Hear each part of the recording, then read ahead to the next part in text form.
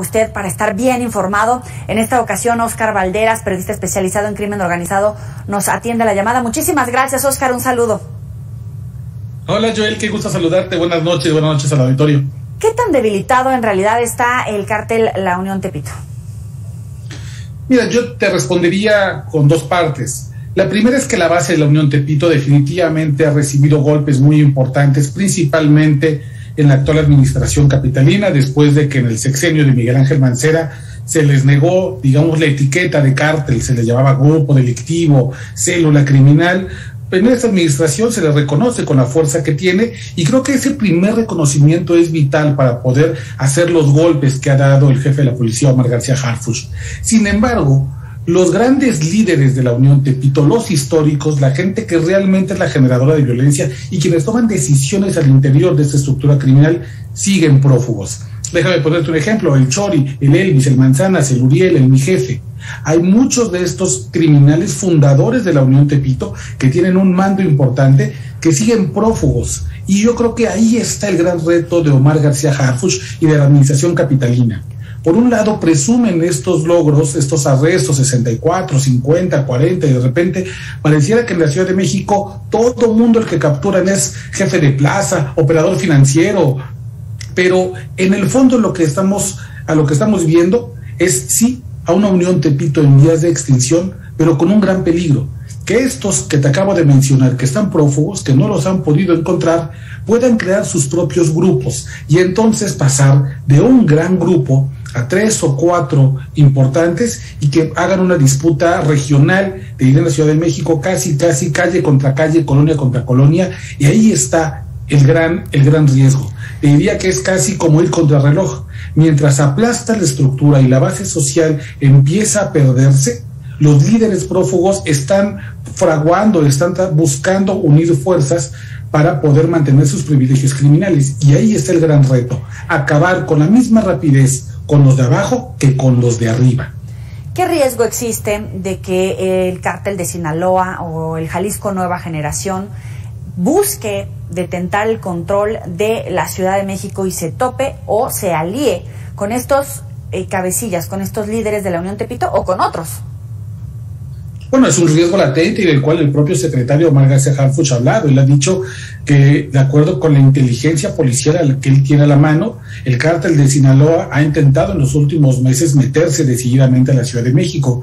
Y como tú bien sabes, el cártel de Sinaloa tiene evidentemente mucho más capacidad de recursos humanos, financieros, armamentísticos, de fuego, con los que pueden cooptar lo que queda de la estructura de La Unión Tepito a la gente del Manzanas, del Uriel, del Mi Jefe, y entonces proponerles una alianza en las cuales se haga una negociación de porcentajes en cuanto a los negocios ilícitos. Yo, como cártel de Sinaloa, me quedo con el 70% y tú te quedas con el 30%. Esa es una negociación que hemos visto a lo largo de mucho tiempo y que definitivamente es un peligro muy grave.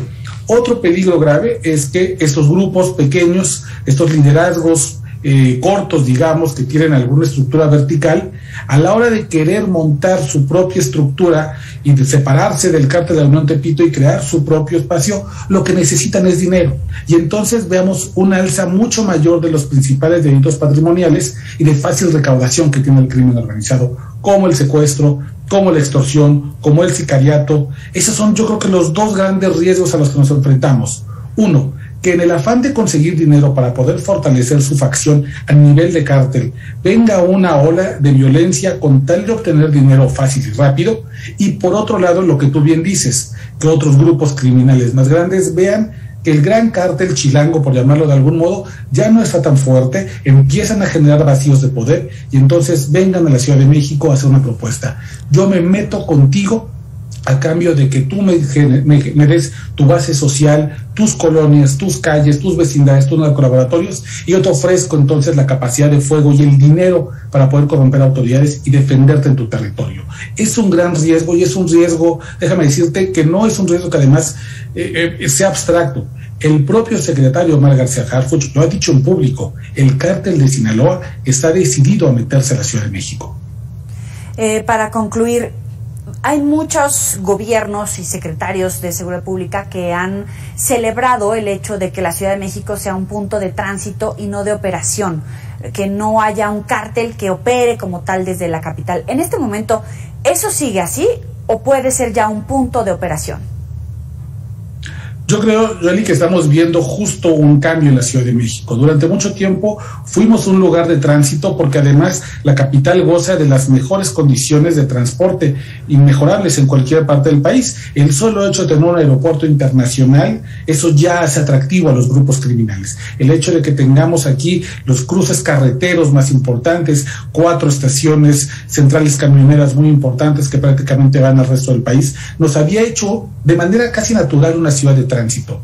Hoy no solamente vemos que somos de tránsito, sino que además somos de producción y de producción de drogas de diseño. Seguramente tú y el auditorio deben recordar que el año pasado explotó un narcolaboratorio en la colonia Doctores. Y eso te habla de la capacidad que tiene el crimen organizado de instalar narcococinas en prácticamente cualquier espacio. Durante mucho tiempo los narcolaboratorios parecían estar reservados, por decirlo de algún modo, a las áreas rurales, a las áreas escondidas, a las costas, los lugares de las serranos de difícil acceso.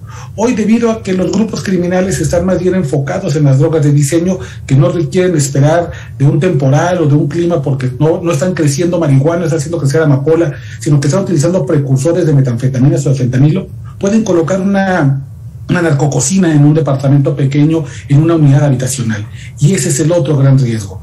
La producción de drogas de diseño en la Ciudad de México empieza a crecer porque es una droga más barata de producir, mucho más adictiva, que puede transportarse en menores cantidades y por ende puede ser mucho más discreto.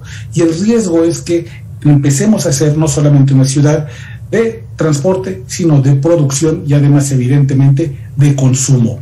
Hoy el gran peligro para la juventud está principalmente en el cristal, en la metanfetamina y con una creciente tendencia hacia el fentanilo. Óscar Valderas, gracias por estar con nosotros aquí en Mega Noticias. Te mando un abrazo, Joely, muy buenas noches, gracias por la invitación. Igualmente, buen fin de semana. Oiga, y durante la semana platicamos